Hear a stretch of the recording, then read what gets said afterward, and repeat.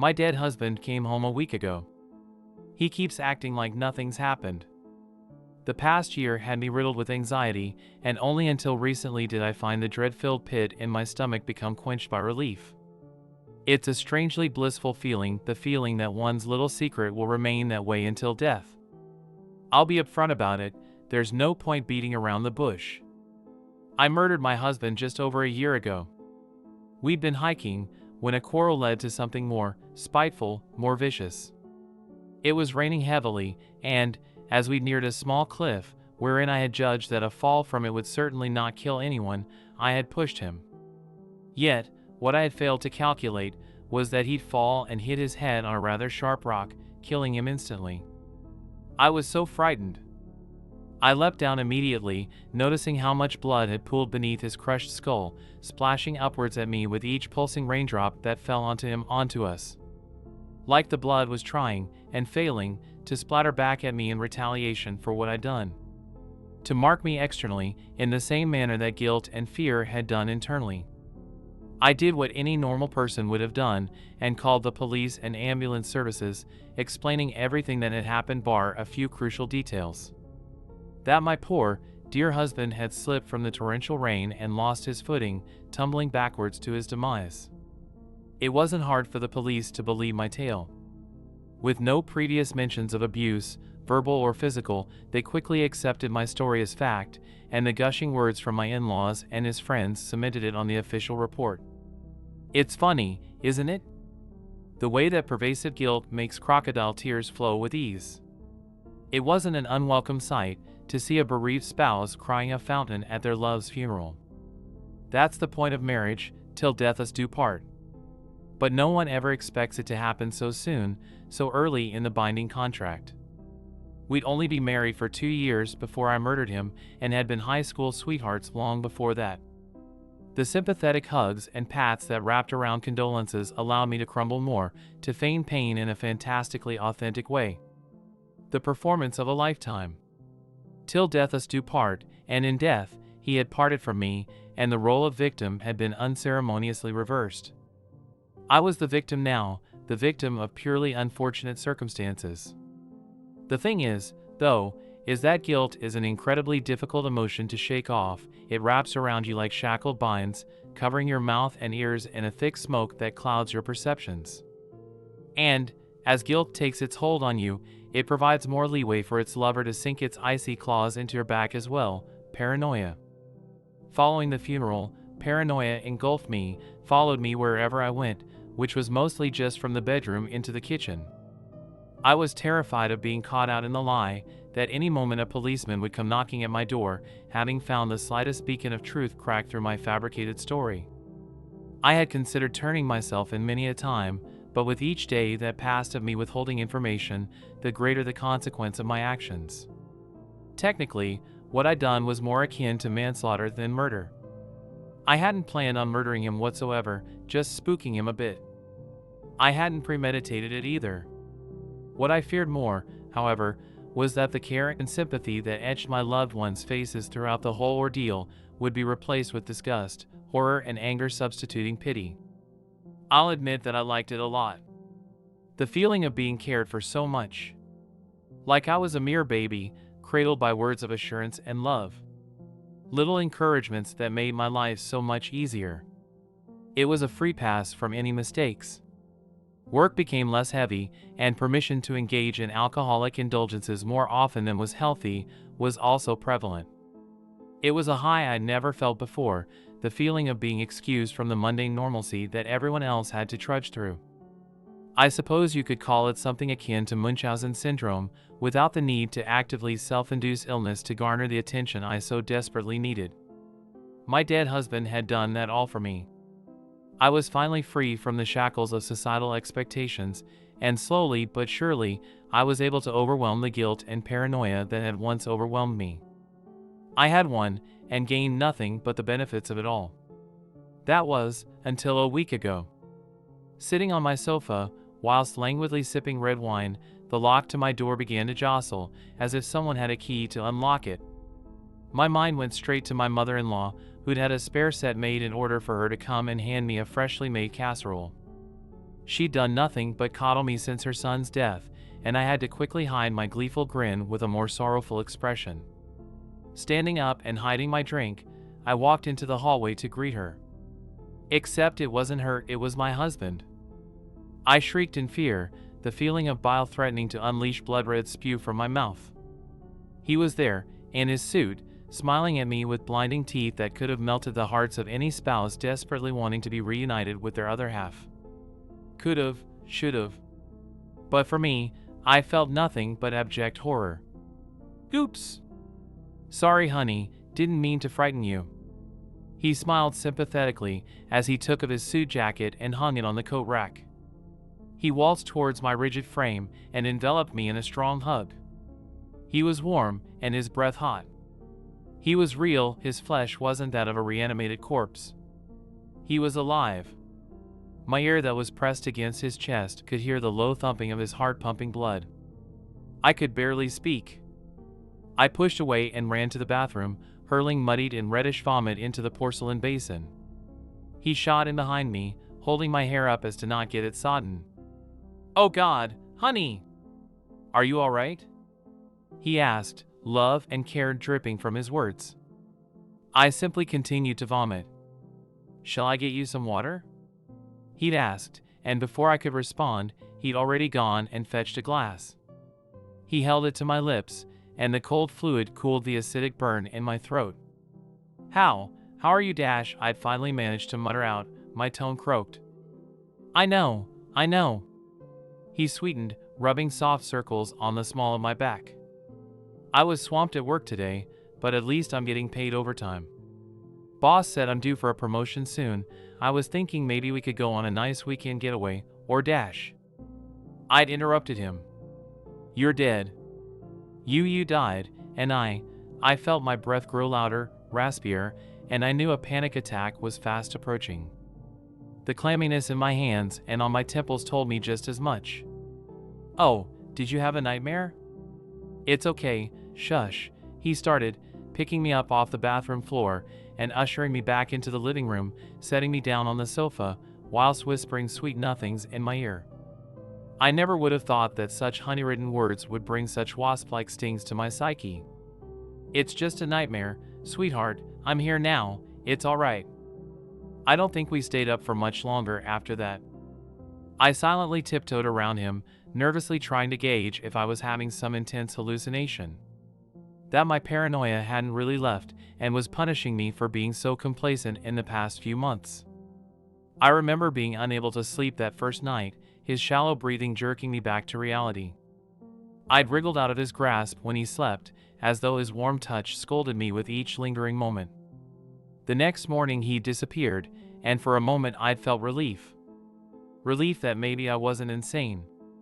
Yet the indent of his pillow brought me back into a state of shock and told me I wasn't truly absolved of his presence. He was downstairs in the kitchen, making breakfast, the humming that left his lips swirling into the music that emanated from the radio. "Pancakes? I thought you might need them this morning." He beamed, his shirtless, muscular frame hidden only by an apron adorned with flour. To any other love-struck wife, this would be a dream, a perfect achievement that life was bliss. To me, it was unfurling rapidly into a nightmare. Did he know? Did he remember what I'd done? Had I dreamt the whole past year up? Had I been stuck in a sick fantasy that made me crave his disappearance? "I'm not hungry," I stated, more spitefully than I'd intended. Like a wounded puppy, he frowned, before rushing over and placing the meat of his palm against my forehead. It was still warm. Still real. "Are you still sick from yesterday?" He worried, and it took every muscle in my body to prevent myself from slapping his hand away. Finally, he released me. "You don't look very well, I mean, you look fantastic, as you always do, just a tad under the weather." He kissed my cheek, and the wetness from his lips sent ice shivers down my spine. "Shall I call your work? Tell them you don't feel well?" he asked, and I nodded rigidly. He smiled warmly once more. "Okay, you go off to bed. I don't want you dying on me." I remember how gut-wrenching that last sentence was. For a moment, I thought I saw a darkly humorous gleam in his eyes, like he'd caught me in a trap. Like he was toying with me. I turned on my heel and ran back up the stairs, slamming the bedroom door behind me. I remember how I paced around the room, biting at the skin around my nails until they became sore and pink. A knock on the bedroom door made me shoot into the bed, pulling the covers over my head and pretending to be fast asleep. He'd come in, and the weight beside me on the bed told me he was close, and growing ever closer to my exposed ear. "Honey?" he inquired, in that sickly sweet voice that I'd long since forgotten until the past few hours. A finger brushed the hair by my ear, lovingly I assumed, but all I'd felt was lingering torment. He must have thought I'd truly managed to fall asleep that quickly. A dark chuckle left his lips, before excited squeals racked his chest. Like a child who'd been allowed an ice cream for behaving well. I was so focused on keeping my body still, on the thudding of my heart, that I hadn't realized his mouth being mere inches from my ear. "Till death us do part." Then he'd left. I waited there for what must have been an hour, frozen in place. He did know. He knew exactly what I had done, and he was toying with me. This was my judgment day. After I decided enough time had passed, I gingerly left my bedroom, tiptoeing around and noticing that his car had gone. The kitchen was spotless, so he must have cleaned up. My perfect, undead husband had left for work. I went on Facebook. No messages left with condolences from his friends. In fact, the entire post I'd made about the passing of the love of my life had completely disappeared without a trace. All the photos of family events that had me looking solemn and shy were now replaced with almost exact replicas, except for the smiling face of my dead husband peering at the camera next to me, his large hand clamped around my waist or shoulder. As if he'd never died. I couldn't stand it. Everything I'd gained, everything I'd worked so hard for, was so cruelly ripped from me. It was like I'd died. I was no longer the poor, grief-stricken wife, I was the happiest and luckiest woman in the world. It destroyed me from the inside out. I needed it, the sympathy, the victimhood. I craved it, stronger than ever before. This must be what opioid addicts feel like, when the euphoria is so suddenly stripped from them. The cold shaking of my fingertips felt just as much like withdrawals. So, I decided to kill my husband again. This time, make sure he was really never going to come back, never ruin my life again. I went out for a drive and bought some sleeping pills. Lots. Just over-the-counter stuff, but strong ones nonetheless. A few bottles, on being his favorite wine, and a couple of steaks to make his favorite meal. I'm not that much of a villain, you know. I'm kind enough to at least send him out with one last hurrah. I slaved away in the kitchen, making sure that the steak dinner was piping hot and ready to be consumed once he'd walked through the door. I'd even lit some candles as well, and dressed up nicely, putting on makeup in the exact way he liked it. I practiced in the mirror, the bashful looks and fluttering of lashes that were just coy enough to give him the implication that I was going to give him, my dear husband, everything he deserved. He'd arrived home, and picked me up with glee at the sight of what I had prepared, swinging me around and peppering kisses all over my neck. The girlish giggles I'd forced out of my chest were truly convincing, if I do say so myself, and we sat down in the living room, ready to eat. "I hope you like it," I said softly, a $1,000,000 smile stretched over my face. "How could I not? This is perfect, you are perfect," he lovingly gushed, cutting a piece of meat and placing it in his mouth. He moaned in pleasure. "Simply divine. You really should become a chef, write a cookbook." I giggled once again, ignoring the nagging disdain that threatened to furrow my brow. "Oh, I forgot," I said, clasping my hands together in the most adorable way I could muster. "Would you like a glass of wine? I bought your favorite, Albarino." It seemed impossible that his grin could grow any wider, but it did. "Wow! Yes, please." With that, I sauntered off to the kitchen, swaying my hips seductively as I left. Men are such fickle creatures, and hopefully any remaining doubts in his mind would soon be overridden with lustful thoughts. From the living room I could hear him muttering to himself, words along the lines of, "What did I do to deserve her?" and the like. I was ever so fortunate that my husband was a white wine drinker and me a red, so bringing in two distinct glasses would be of no alarm to him. I'd already opened the bottle of Albarino hours before he'd arrived, filling the bottle with packet after packet of crushed sleeping pills, which had allowed enough time for them to fully dissolve into the pale liquid. I emerged back into the living room, placing his glass of wine in front of him whilst taking a sip from my own, and kissed him on his cheek. A small blush arose from him, and he gleamed with mirth. We continued to chat over dinner. A few seductive glances passed between us, before he swayed slightly and fell asleep in his chair. I checked his pulse. It was still there. Slowly, his body crumpled onto the floor, the deep slumber rendering his muscles useless. Here was the tricky part. I could have left him there, to inevitably choke on his own tongue or vomit, which wasn't entirely out of the question seeing as I'd put enough sleeping pills in the wine to kill a horse, but seeing his strong frame lay on the ground made me question if it was enough to kill him. If he'd survived, that would mean the money I'd wasted on this whole ordeal was worthless. Not to mention another day of agonizing withdrawals from the ultimate pleasure of being pitted.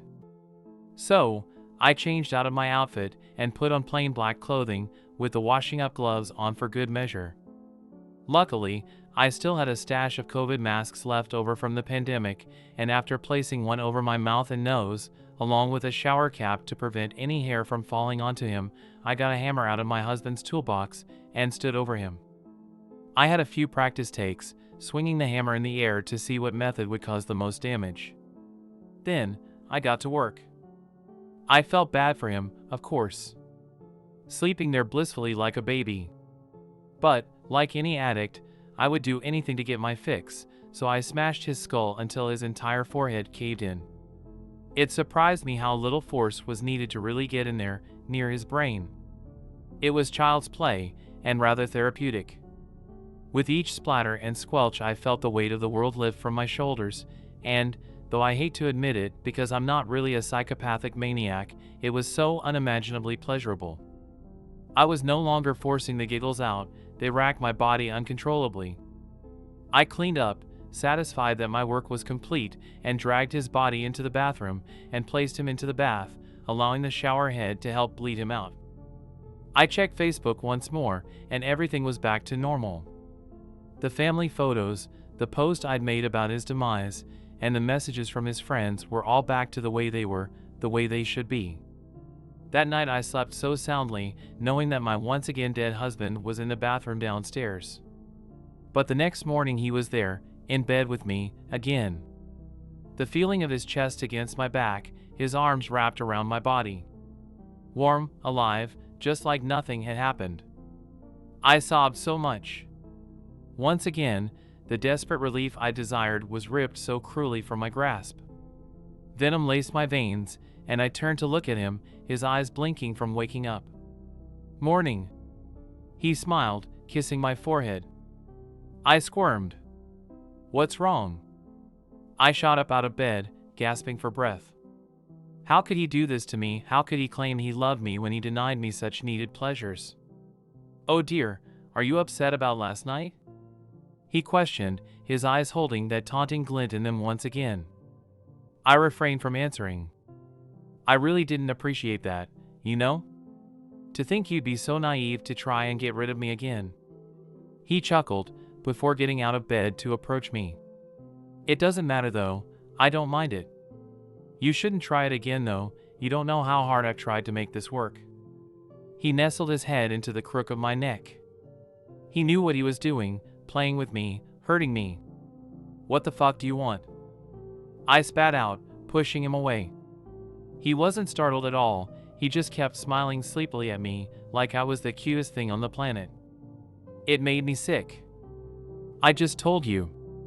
I want to make this work," he repeated, scoffing like it was the most obvious thing in the world. "I suppose it's time to come clean now. The argument we'd had the first time that I'd killed him was because I had wanted a divorce. I was feeling trapped, like I hadn't lived my life properly, fully. I'd been with my husband since I could remember, as childhood friends, to dating as teens, to married as young adults.